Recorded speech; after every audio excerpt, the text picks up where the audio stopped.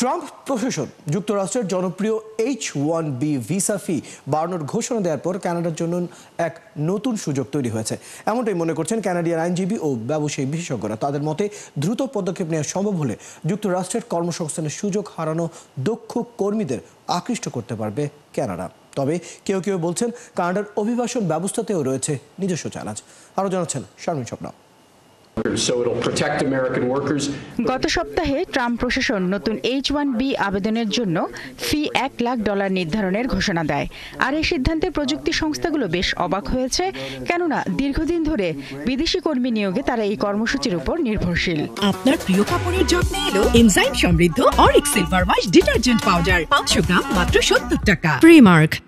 এদিকে white house জানিয়েছে বর্তমানে যুক্তরাষ্ট্রে থাকা H-1B ভিসাধারীরা এতে প্রভাবিত হবেন না।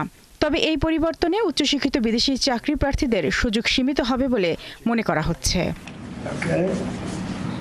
যুক্তরাষ্ট্রের তথ্য অনুযায়ী 2019 সালে মোট H-1B আবেদনকারীদের মধ্যে 1% ছিলেন কানাডার নাগরিক। এই পরিস্থিতিতে কানাডার সামনে নতুন এক দুয়ার খুলছে বলে মনে করছে অনেকে।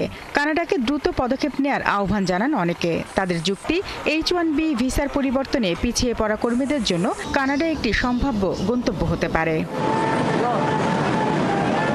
ন্যাশনাল ব্যুরো অব ইকোনমিক রিসার্চের 2020 সালের একটি সমীক্ষায় দেখা যায়, অতীতে যুক্তরাষ্ট্র যখনই দক্ষ কর্মীদের অভিবাসন নীতি কঠিন করেছে, বহুজাতিক সংস্থাগুলো প্রতিভা ধরে রাখতে কানাডা, ভারত বা চীনের দিকে ঝুঁকেছে। H-1B ভিসাধারীরা যে কানাডাকে বিকল্প ভাবছেন তার সাম্প্রতিক প্রমাণও রয়েছে। গত বছর যুক্তরাষ্ট্রে থাকা H-1B ভিসাধারীদের জন্য কানাডা একটি ওয়ার্ক পারমিট কর্মসূচি চালু করে। মাত্র 24 ঘন্টার মধ্যে 10,000 আবেদন জমা পড়ায় তা বন্ধ করে দিতে হয়। তবে কানাডায় গেলেই যে সব সমস্যার সমাধান হচ্ছে তা নয়। অনেকে কানাডায় আসলেও স্থায়ী বসবাসের অনুমতি পেতে সমস্যায় পড়ছেন, যা তাদের ভবিষ্যৎ অনিশ্চিত করে তুলেছে। এদিকে কানাডার অভিবাসন, শরণার্থী ও নাগরিকত্ব বিষয়ক দপ্তর IRCCর মুখপাত্র ম্যাথিউ ক্রুপোভিচ জানান, এক্সপ্রেস এন্ট্রি ও গ্লোবাল স্কিলস স্ট্র্যাটেজির মতো কর্মসূচির মাধ্যমে দক্ষ কর্মীদের কানাডায় আনার সুযোগ রয়েছে। তিনি বলেন, IRCC বিশ্বের সেরা এবং মেধাবীদের আকর্ষণ করার জন্য নতুন নতুন সমাধান খুঁজে বের করার চেষ্টা চালিয়ে যাচ্ছে। শারমিন স্বপ্না, 71।